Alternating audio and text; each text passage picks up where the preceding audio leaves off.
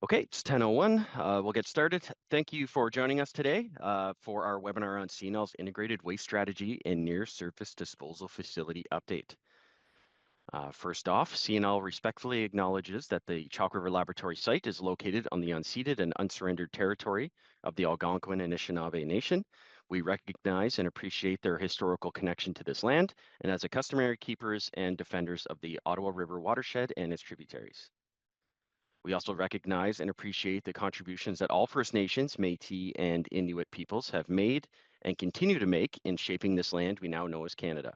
We acknowledge, respect, and seek to better understand the unique Indigenous history, rights, and title on the lands where we work. Before we kick off the presentation today, there is simultaneous interpretation. So if you would like to hear this in French, click the globe icon on the bottom right of your screen. Today's session is planned for about 45 minutes, 20 to 25 for the presentation, and the rest will be for Q&A. You can ask or type your questions in at any time in the Q&A icon, and we'll get to them at the end. Today's session is recorded because we post on YouTube afterwards. If you have any technical issues, please email ermstakeholder@cnl.ca. We'll try to get you figured out. We're also looking to evaluate our webinars more in depth. So following the webinar today, you'll receive an email for a short 10-question survey. We'd really appreciate it if you take the time to share your thoughts on our webinars. During today's webinar, you'll be hearing from Sean Gamley, CNL's Manager of Planning and Waste Strategy. Sean is the brains behind many operations here at CNL, and usually the comms team's go-to for any questions we have on waste. He's very knowledgeable in everything CNL and the history and all that stuff. So hopefully I fluffed you up enough there, Sean. Thanks, Mike. I'll pay you later. So yeah, after Sean's presentation, we will open the floor for Q&A. Without further ado, Sean, over to you. Thank you, Mr. Giardini, for that warm welcome. If you want to go to the next slide, Rachel, please. One thing I'll sort of start with is just sort of my appreciation for being asked to come and present at this webinar today. So I get asked to speak about CNL's integrated waste strategy and sort of our long-term plans for waste quite regularly. And it's always something I appreciate doing, predominantly because I'm really proud of the work that we do. CNL's mission to clean up the sites across Canada is something that I'm personally very proud of, and there's a lot of really great things going on. So when I get the opportunity to speak to the public about it, I really like it, not just to sort of speak to the public and Indigenous nations, communities, and peoples, but also it's something that I share with my friends and family. And a presentation like this, it's going to go onto YouTube. I'm going to be able to share with my daughter. And since she's 5, that means I have to make it quite visually to make it appealing to her, but she'll only last a minute or two. But again, one of the things I do like is the work that we're doing is some really good work. And it's just nice to be able to share that and ask for the feedback from people about what they want to hear more about, what they want to understand a little bit more, and help people understand the history of what we have and where we are now, and just as important, where we're going. And that's really the theme of CNL's integrated waste strategy and what I'll be talking about today, while also providing a bit of an update on CNL's proposed near surface disposal facility. Next slide, please. So I'd like to start these presentations by talking about beginning with the end in mind. And if you go to the next one, I'll just sort of define what that means. And the author, Stephen Covey, who wrote 7 Habits of Highly Effective People, defined it as to begin with the end in mind means to start with a clear understand of your destination. It means to know where you're going so that you better understand where you are now and that the steps you're taking are always in the right direction. And that's kind of a key element that I want to start with here. And if you go to the next slide, I'll talk about what that means from a radioactive waste perspective. So the end for managing our waste liabilities is disposal. The integrated waste strategy does talk about clean and hazardous waste as well, and those are managed both locally at our site at Chalk River and offsite, particularly for our for Whiteshell, Douglas Point, John Tilley use municipal landfills and commercial facilities for cleaning hazardous waste. But I'll talk a little bit more about that when we talk about sustainability. But for the disposal of radioactive waste, there's three sort of planned facilities for where all of the AECL owned radioactive waste would go. So I think most people are familiar, if you've tuned into one of these webinars before or familiar with CNL scope of work, that the proposal for all of the low-level waste, other than the waste that we manage locally at Port Hope, is the near-surface disposal facility. And that is the facility that's being implemented by CNL at Chalk River, and it's planned to be operational in approximately 10 years from now. In terms of ILW, one of the new developments of the past 2 years, and since the last time I gave one of these webinars, was that the NWMO, the Nuclear Waste Management Organization that has been in charge of fuel disposal for the past 20 plus years, is now also responsible for the disposal of all of the intermediate level waste, or ILW, in Canada. So that was publicized with a decision in the Integrated Strategy for Radioactive Waste that was approved by the Minister of Natural Resources. And the NWMO is now working on sort of developing that program for a deep geological repository for ILW and non-fuel high-level waste. And they're currently working on the sort of program of work and deciding where that's going to go and what the siting process will be. But the target for that to be operational is about 30 years from now, so sometime in the 2050s. In terms of high-level waste, we've got a little bit more of an established plan because the NWMO has been working on that for quite some time now. But the plan is for the Deep Geological Repository for used fuel under their Adaptive Phase Management Program. And just last year, in fall last year, they announced that the location for this DGR will be the Wabigoon Lake Ojibwe Nation Ignis area in northwestern Ontario. So when we think beginning with the end in mind for all of the AECL owned waste, low level plan to go to the NSDF, ILW would go to the DGR for ILW and non-fuel high level waste, and the used fuel inventories would go to the DGR for used fuel in the Wabigoon Lake Nation Ignis area. Next slide, please. Setting the stage a little bit. If you go to the next one, I'll start with a little quote by the Chinese philosopher Confucius. So, study the past if you would define the future. And as we go into the next slide, Rachel, please, it sort of explains some of the background that we have. So those that are familiar with CNL sites, Chalk River, Whiteshell, Douglas Point, John Tilley 1, Port Hope, the Northern Transportation Route, you'll understand that there's a history that goes back many decades. At Chalk River, it goes back to the 1940s, and that's where I'll focus a lot of this conversation on, is the Chalk River, just because we have limited time. But you look at the practices that sort of evolved over time, and one of the key things to note is that they always aligned with what the rest of the world was doing and what the understanding of radioactive waste was. And when you see a picture like this, and this is one of the facilities at Chalk River, and it's one of these things where we know it doesn't look good with the lens of today, of how we think radioactive waste should be managed. But a picture like this, if you showed somebody from the US or the UK, or really any industry that has a long nuclear research program, will have similar pictures to this. And the reality is over the 40s until today, our practices have continuously evolved and continuously improved to make it safer, to reflect the more modern understanding of safety, containment, isolation from the environment, and long-term durability. But the past that we have at all of our sites, from things like making medical isotopes and nuclear research for clean power, it leaves this liability, these legacy areas that need to be remediated. And that's a big element of the environmental remediation scope that CNL is currently undertaking. Next slide, please. This speaks to it a little bit more in a very sort of visual way that explains what does that evolution of practices look like. And most of these slides are from our Chalk River Laboratory site, but there are a couple from other sites as well. So if you look in the 40s and 50s, a lot of sort of direct disposals to the ground with different types of containment that went from sort of unlined trenches to increasingly engineered structures. And then sort of moving increasingly as you go from left to right through the 60s and 70s, the introduction of much more robust containment like tile holes and engineered bunkers and concrete canisters. And then as you sort of go into the more modern times of the past 25 years, you see the change of practices to a much more sort of climate controlled approach, where you're looking at the full recognition that the waste that goes into these facilities needs to be retrieved. And that's a key distinction that in the 40s and 50s and pretty much into the 60s and part of the 70s, depending on which area you're talking about, a lot of the thinking was that these were disposal facilities, that the waste was going in, and that's where it would be disposed of.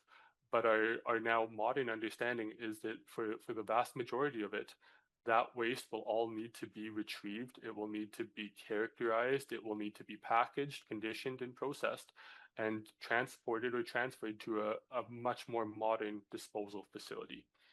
And so when you look at these pictures, especially when you look at the 40s, 50s, 60s, and 70s, it's one of these things that all of those areas are going to be remediated.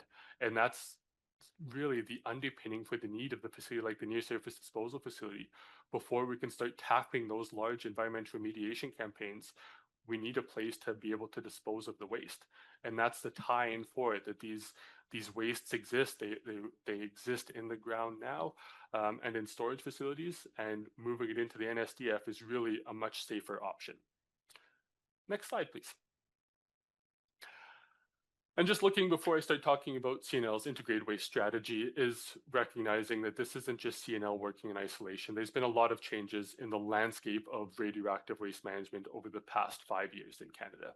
So you look at how the CNSC, the Canadian Nuclear Safety Commission, has really expanded their regulatory framework and focused on things like disposal of radioactive waste and provided much more clear expectations and requirements that CNL and everybody else in Canada has to follow, to the United Nations Declaration of the Rights of Indigenous People and the clear expectations and requirements for engagement with Indigenous peoples in Canada. And then since the last webinar I hosted in 2023 is the fact that we now have an updated Canadian policy for radioactive waste management and a new Canadian strategy, the integrated strategy for radioactive waste for low and intermediate level waste. Those are both publicly available. I'm not the best person to speak to them because NRCan is the one who developed the policy and the Nuclear Waste Management Organization developed the strategy. But for those that want to learn more, I would really recommend Googling them, reading them. They're good documents to understand the bigger picture of radioactive waste management in Canada. Next slide, please, to move on to the CNL Integrated Waste Strategy. And the next one. So a key part of the IWS is to learn from the past, act in the present, prepare for the future. And that sets the stage for what the IWS is all about. If you want to go to the next slide, please, Rachel. So for those that aren't familiar, the CNL Integrated Waste Strategy refers to a document. It is a summary level document, but even at a summary level, it's still about 60 to 70 pages and has a lot of detail for those that are interested. But it provides the framework for the life cycle management of all types of waste at all CNL managed sites across Canada. And it is publicly available. I would encourage folks that are interested in learning more about what I'm speaking about today to go online and find it. All you have to do is go into Google and type in CNL Integrated Waste Strategy and it'll lead you to it. Thank you. Rachel just posted the chat in the chat. But one key thing about the IWS is that it both reflects and informs waste management decisions. So it's not that the IWS as the summary document is the one that decides everything. In many cases, it reflects the decisions that have been made over the past 5, 10, 20 years. And it's a communication tool that helps people understand that broad scope of the waste management mission across CNL sites. And it is that element of informing as well. It's a planning tool, it's a decision-making tool of in the work that we do, I would say that the CNL Integrated Waste Strategy is a document that is the most commonly referenced document because it does talk about that big picture plan and goes into the details of how are we managing the different types of waste. And when you're looking at what are the aims of it, it's about making sure that we've got this integrated life cycle plan that is optimized. And the job that we have is to reduce and safely and compliantly manage and permanently manage all of AECL-owned waste liabilities. Next slide, please, Rachel. So in looking at the CNL integrated waste strategy, there's sort of 6 broad priorities that we like to speak about. And if you ask me tomorrow, I'd probably change a couple of them, because there's so much to talk about in the IWS. But these are the ones that we sort of choose for now, is to really highlight if you're going to focus on a couple elements of that. And that's life cycle planning, waste minimization, consolidation at Chalk River Laboratories, new capabilities and facilities, improve sustainability performance, and reciprocal learning and continuous improvement. If you want to go to the next slide, I'll start talking about life cycle planning in a little bit more detail. So when we talk about life cycle planning, this sort of speaks to what I started with beginning with the end in mind. And this sort of helps us evolve from planning for storage, of putting it into facilities like around the left side of the screen, towards planning for disposal, and this life cycle look of making sure that the waste life cycle is optimized to the extent possible, and that the practices that we're doing now are going to make life easier for the next generation as well. And that's an element of making sure we characterize it more. We package it in a more robust, or more sort of in a package that's more commensurate with the hazard level, that we process it and we minimize it. And I'll talk about that a little bit more. But the big focus is that when we're talking radioactive waste management planning, we're planning for the whole phases up until disposal. And in some cases, that's a couple decades. In some cases, it's many decades. And when you're looking at disposal of ILW and fuel, you're looking about maintaining safety for really millennia. But again, that's more of the NWMO webinars and what they would talk about. On the slides here, just for awareness of the pictures, sorry, if you want to go back, thank you, Rachel. We've got NSDF, a graphic of what that would look like. And on the right-hand side here, this is a graphic from the NWMO that shows just a conceptual understanding of what the Deep Geologic Repository, or DGR, for used fuel might look like. Now we can move on to waste minimization.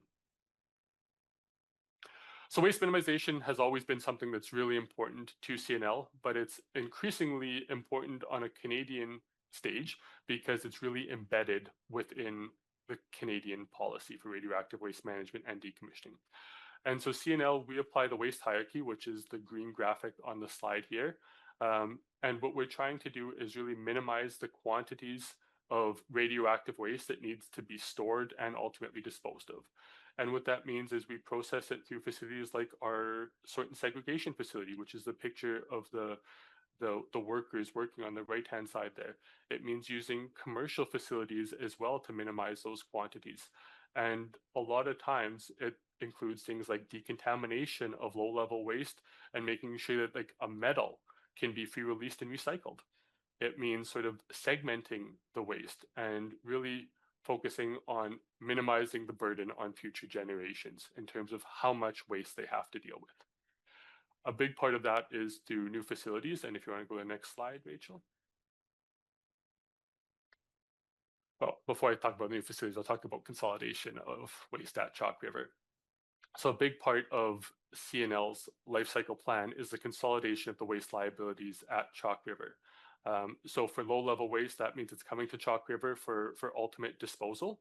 For ILW and high-level waste, that means it's coming to Chalk River for storage until the disposal infrastructure is available.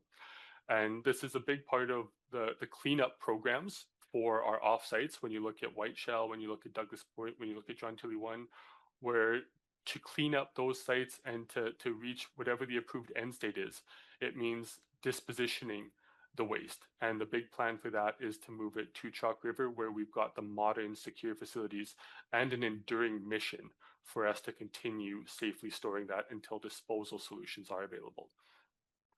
So this is a big part of our work. One of the projects that CNL recently accomplished was the Jean Tilley 1 fuel transfer project, and that's where we moved all of the inventory of used fuel from the John Tilley 1 site to the Chalk River site. That was finished in June of this year, a very successful project because it was done safely, efficiently, and compliantly.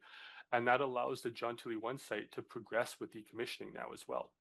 The next one up is the Whiteshell fuel transfer project, and that involves the movement of all of the fuel inventory from Whiteshell, currently stored in the concrete canister storage facility, to the Chalk River site.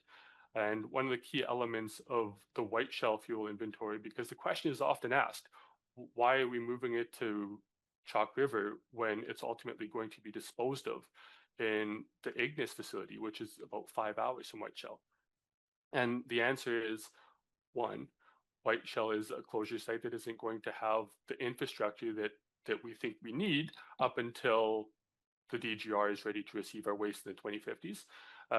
But more importantly, really, is the fact that the white shell fuel has a lot of unique characteristics and it needs to be conditioned to be able to be disposed of. And the only place that has the capabilities for that conditioning will be the Chalk River Laboratories site.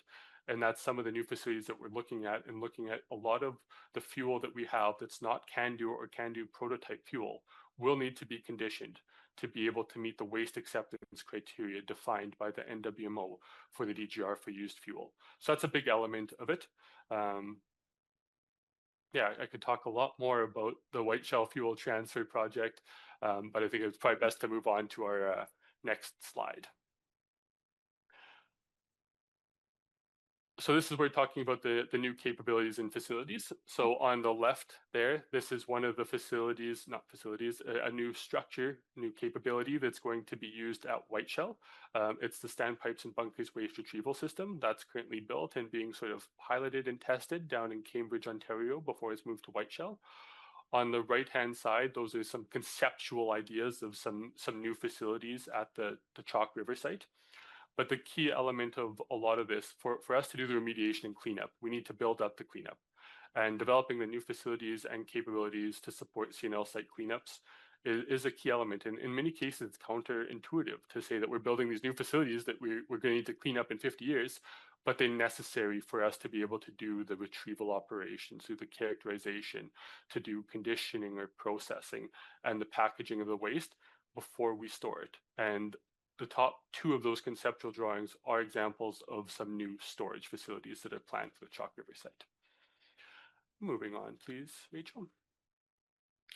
Another element that's really key to CNL is the improved sustainability performance. So this looks at everything from managing our waste and recycling more when we're talking clean and hazardous waste, to those new facilities that I just spoke about being climate resilient, to optimizing energy performance, and really creating some aspirational targets for us to meet as part of the commitment to net zero, and making all of our operations much more sustainable over the near term and the long term.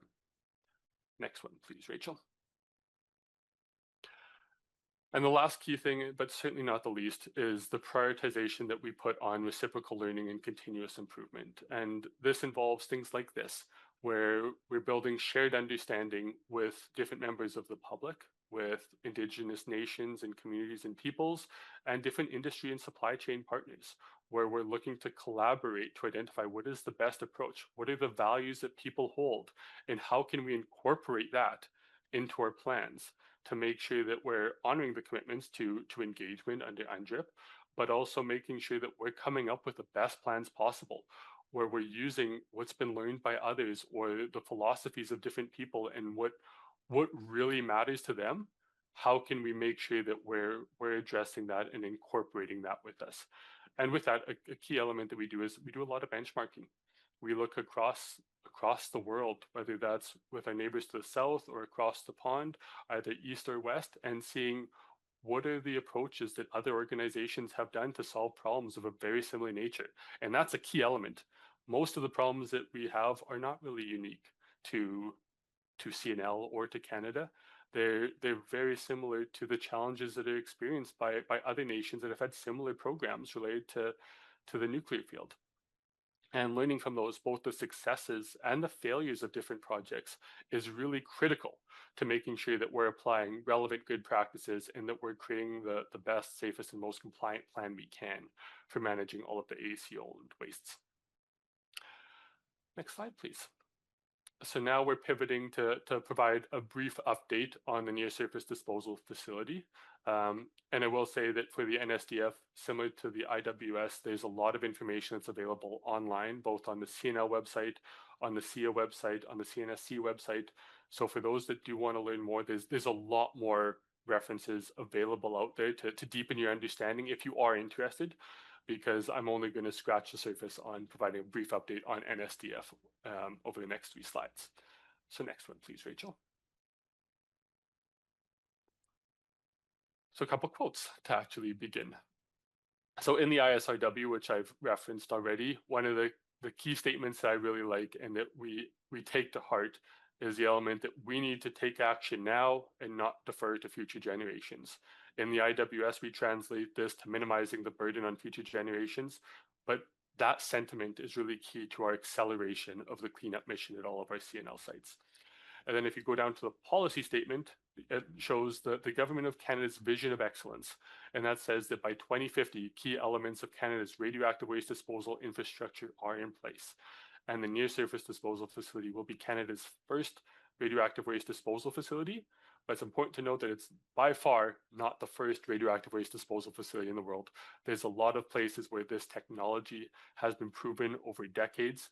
And you look at across the world, every country is moving towards disposal as the end of the radioactive waste life cycle. Next slide, please. Quick update on last year for NSDF. So in 2024, a little over a year and a half ago, the CNSC announced the Commission's decision to amend the CRL license, authorizing the construction of the NSDF at Chalk River. This license amendment did include the need for continued engagement with the public and Indigenous communities and organizations, which this is actually part of. But later in 2024, there were 3 applications were filed for the judicial review of the CNSC Commission's decision. And those were related to things like engagement and the Species at Risk Act and the interpretation of that. If you go to the next slide, please, Rachel. So in 2025 now, the 3 decisions were announced, 2 of which CNL has appealed, looking for greater clarity. Our next sort of court proceedings are in October, and that's related to the judicial review and the decision related to the Species at Risk Act. And the key thing for all of this engagement on the NSDF through the judicial process is this sort of commitment to openness and continued engagement. And the element of a judicial decision doesn't mean the engagement stops. It doesn't change the flavor of the engagement.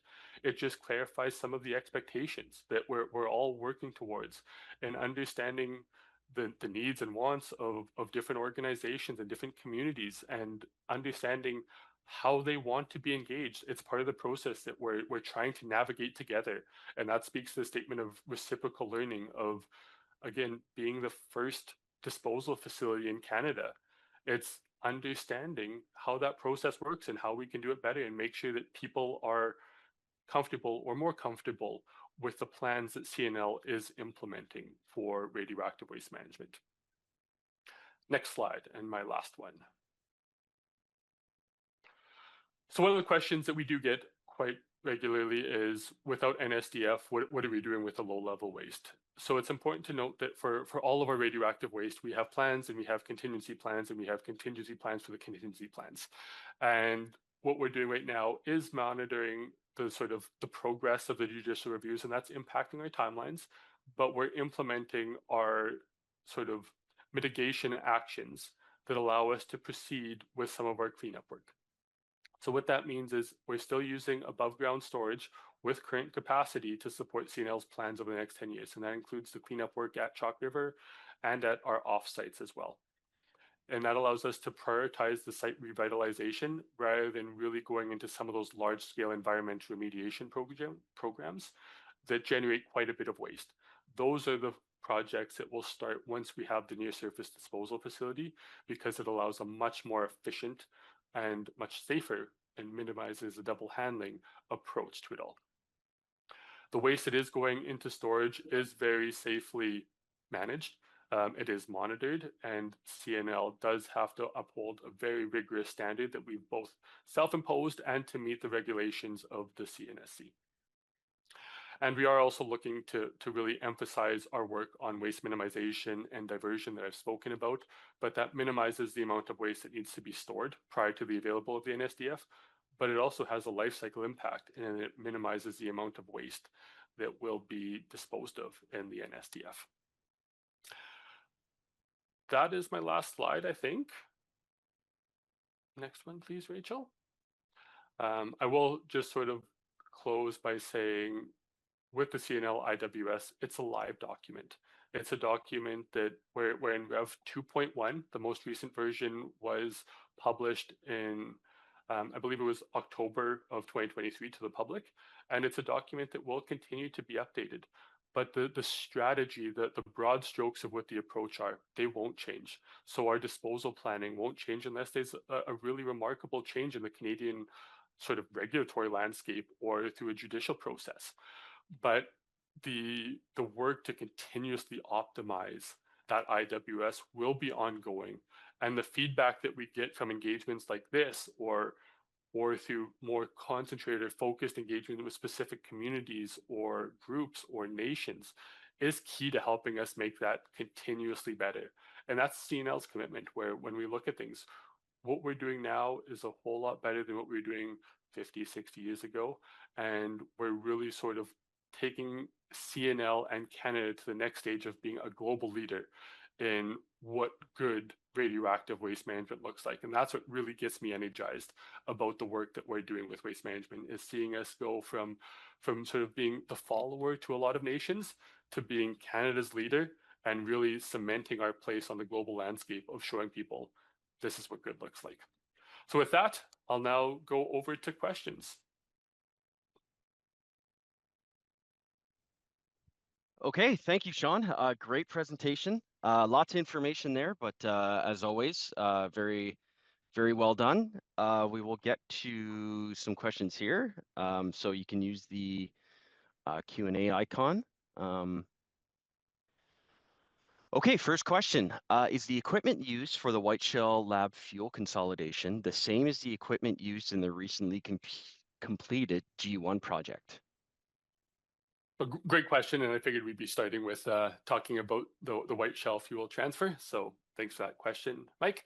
So the equipment used between G1, which is successfully completed, and the white shell that's going to be started is largely the same, but the Type B transportation package is different. So for the John Tilley 1 fuel transfer project, we used a Type B package called the NAC Optimus H package. For the white shell fuel consolidation, we're going to be using a package called the UFTP, the Used Fuel Transportation Package. Other than that, the equipment will be largely the same. It uses the same transfer flask. Yeah, perfect. Thank you for bringing that up, Rachel. It uses the same transfer flask. It uses the same sort of loading equipment. And probably more important, in my opinion, it uses the same team. So it's the team that has done a lot of shipments, not just on the G1 work, but it is the repatriation work that CNL has undertaken as well. And you bring that experience of when you look at Type B shipments, CNL's done close to 200 over the past 10 years. That experience is what's going to be taken to White Shell, which doesn't have that experience because they haven't been moving fuel for the past many decades to make sure that we're doing it safely and effectively. And it's really leveraging those lessons learned and that track record of operational excellence that moves it over. So in broad strokes, same team, largely the same equipment. The key difference is that there is a different Type B transportation package. Okay, thank you for that answer. What percentage of low-level waste is planned to be disposed of at Chalk River, and what percentage, sorry, my screen kind of changed here, 1 second. What percentage of low-level waste that is planned to be disposed of at Chalk River currently exists at the Chalk River site? Okay, so about 90%. So when we look at what waste will be disposed of in the near surface disposal facility at Chalk River, about 90% of what will go into there currently exists at the Chalk River site. So in looking at the total capacity of NSDF, which is nominally 1 million cubic meters, about 5% of that capacity is allocated to the non-CRL, CNL operated sites, and about 5% is dedicated to small Canadian producers, so universities and hospitals. And I think it's important to note that when you look at that sort of 90%, most of that activity and most of that scope or liability exists right now. There's not a lot of work going on right now that's creating more waste liabilities other than sort of like a decommissioning mission which really isn't creating new liabilities, it's changing the configuration of it. So we've got about 400,000 cubic meters of low-level waste in storage at Chalk River right now. And then when you look at the rest, to get us up to that 900,000 or so, a lot of that's from our decommissioning mission, where we're taking a legacy facility that is safer to be decommissioned, putting that into a package that's going to go into the NSDF, or doing our environmental remediation campaign to make sure that it can go into the NSDF as well. So again, that was a long answer to say about 90% and more of the waste that'll go into NSDF currently exists at Chalk River. Okay, perfect. Thank you. There's a few questions about conditioning of a CANDU fuel. There is a question about when, and I believe there's be some security concerns about that. So we can't really give you a date on when the white shell fuel will be coming, but in terms of conditioning, what is involved in conditioning CANDU fuel in Okay, preparation for disposal? sounds good. And I will actually address the first comment that you made there, Mike. In general terms, the plan is for the white shell fuel transfers to commence within the next year. I can't go into more details than that for security reasons, that we all know. But the reality is that we can sort of make people aware that the plan is for that to happen to start within the next 12 months. So at a high level, what is meant by conditioning the fuel? What is meant there is it means that we're conditioning the fuel to meet the waste acceptance criteria for the deep geological repository for used fuel by the NWMO. And it's not about conditioning the CANDU fuel. So if you look at the total inventory of fuel in Canada, about 99% of it is CANDU or prototype CANDU fuel. That's acceptable in its sort of current configuration to meet the proposed waste acceptance criteria that the NWMO has sent. But if you look at a lot of the other types of fuel that CNL manages, you've got like uranium carbide fuels and different things like that. And that's sort of that 1%, less than 1%. It's about 100 metric tons by fuel meet. That's the waste that doesn't meet the current safety basis and their proposed waste acceptance criteria for NWMO. So it's various types of conditioning technologies that convert it into a form that aligns to the waste acceptance criteria. We could spend all day talking about that technology, but I will fully admit that I am not the best one to talk to it. So That's okay. Thank you. Thanks for that answer. Here's one about the NSDF. So you mentioned, the 10-year, we have enough capacity for 10 years. What is the plan if the NSDF is not a go? So interesting scenario, and it's one that we have thought about. So if it's not a go, what we'd be looking at in the near term is sort of the rolling stewardship approach, which means still progressing with some of our decommissioning mission and the generation of waste to support the closure of different sites, but it would be going into storage, of which we currently have a very finite capacity. So if there was, for some reason, the NSDF really didn't become realized, the plan would be to sort of expand our storage capabilities in the near term, but at the same time, we would still pursue a disposal solution for the low level waste. And that's a really key thing. The Government of Canada policy is very clear that we're moving towards disposal infrastructure. Global benchmarking shows that disposal of radioactive waste is where all countries are going. There's one exception. I think it's the Netherlands, where they sort of say, wait, now we'll do rolling stewardship. But every other country with a very mature sort of regulatory environment and a mature understanding of radioactive waste is moving towards disposal. So we would still pursue a solution of disposal. But near term being relative for the next couple of decades, it would be that element of just managing it via storage. And it would ultimately prevent us from doing some of the large scale environmental remediation programs that we really want to do to improve how we're stewarding the environment. Okay, perfect. Thank you. Lots of great questions coming in. So ACL and CNL previously talked about constructing and operating an intermediate level waste disposal facility at Chalk River. Why did that change? Now, I'm not sure, is that the original ILW plan for NSDF that we pulled out, or is that a different project? Is it a different project? Yeah. So I'm guessing it's a different project. Okay. So what I will say is that historically, and if you go back about 15, 20 years, CNL, and well, at the time, AECL and CNL did sort of recognize that they had full responsibility for disposal of low and intermediate level waste, and creating that solution. Low level, obviously, we've got the proposed plan with a near surface disposal facility. Um, but historically, CNL was sort of pursuing a geological waste management facility. So that would be a facility at the Chalk River site for the disposal of ILW. This goes back to around 2010 to 2013. Um, and then it was sort of put dormant because there was some bigger things going on in the industry. And in 2021, the government of Canada started a process to look at what makes sense for ILW in Canada on a whole. So prior to that, it was up to each generator and owner to come up with a solution. In 2021, they launched the strategy review, and in 2023, the recommendation was that there'd be one ILW disposal facility for all ILW in Canada, and that would be implemented by the Nuclear Waste Management Organization. So rather than have multiple ILW disposal facilities throughout Canada, so for like CNL, OPG, there's going to be one. It's an economy of scale thing, and when you look at the volumes of ILW in Canada, they're significantly less than low-level waste. So it's a decision that makes a lot of sense. It's very much similar to the high-level waste plan, where there's going to be one disposal facility for the high-level waste, being the APM DGR. But that's what it was. And it will complement the Nuclear Waste Management Organization in the development of the integrated strategy for radioactive waste.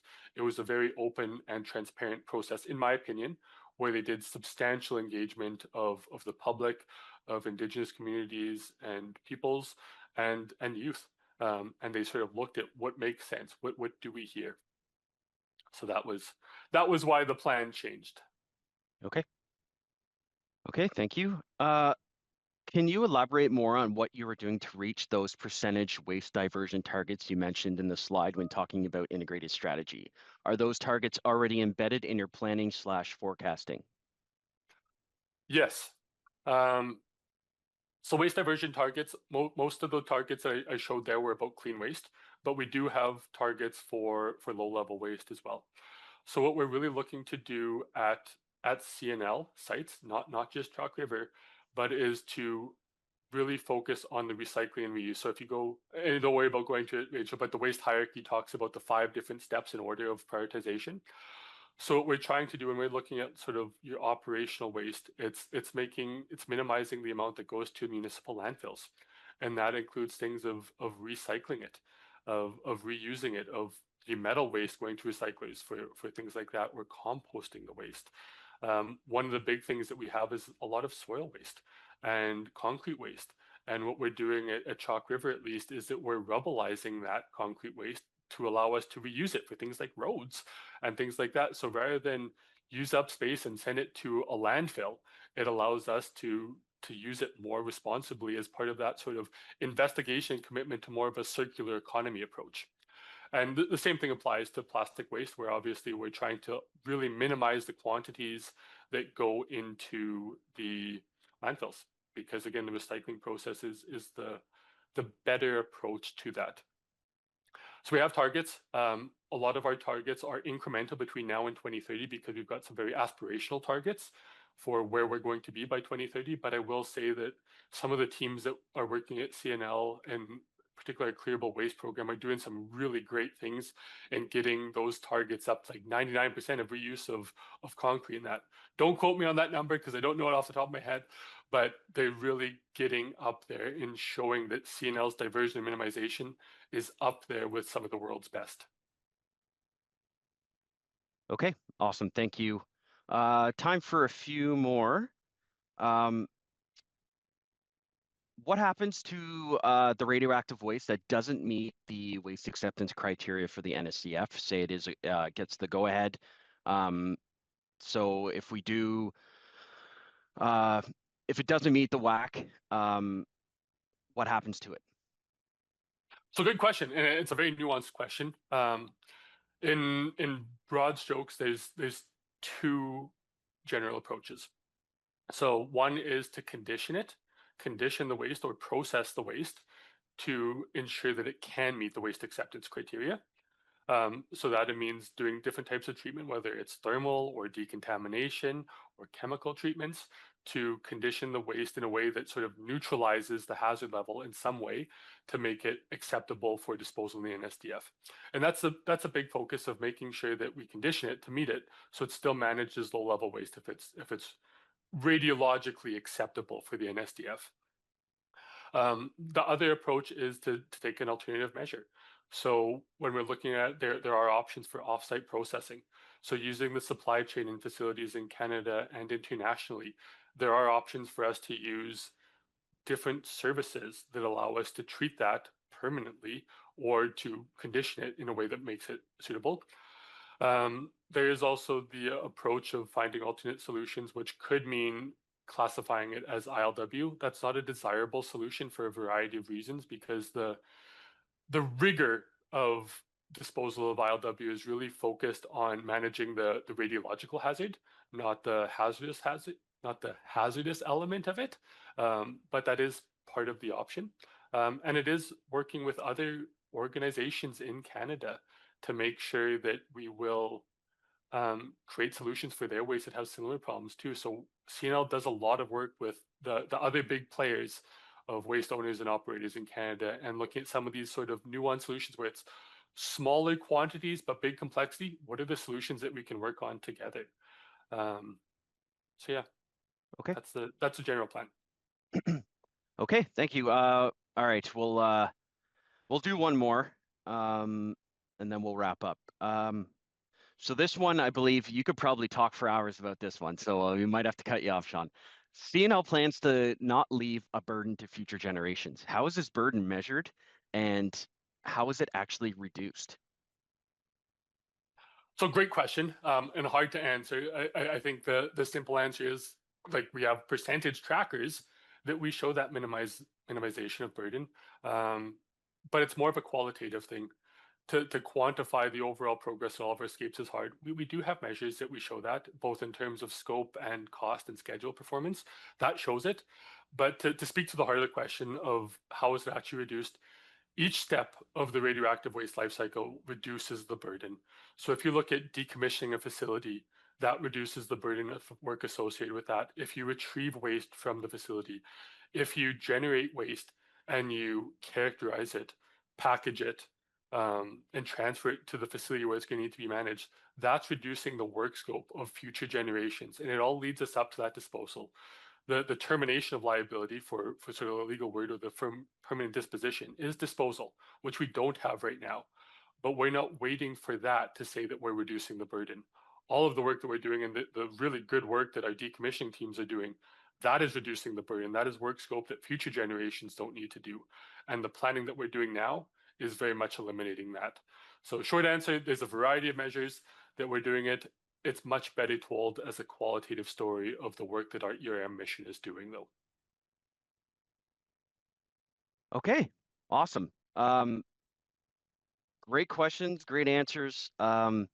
Think that went very well, and good timing to kind of wrap up here, because we do have a third webinar, and we'll give our team behind the scenes kind of a few minutes to take a water break or a bathroom break before we start the other one. So Sean, thank you. As always, great presentation. Very thorough answers to our Q&A. You. So before we wrap up, I'd like to encourage everyone to please take the time to do the survey that we send out afterwards. It lets us know how we're doing and what topics to cover. Again, we do post this on YouTube, so feel free to distribute it to anyone who may be interested. And finally, if you can always ask us questions anytime at ermstakeholder@cnl.ca. Thank you once again for joining us. Great numbers at this webinar, the one before this, and hopefully the next one coming up at 11. So for my team, thank you. And Sean, thanks again for doing this, and until the next time. Okay, thank you, everybody.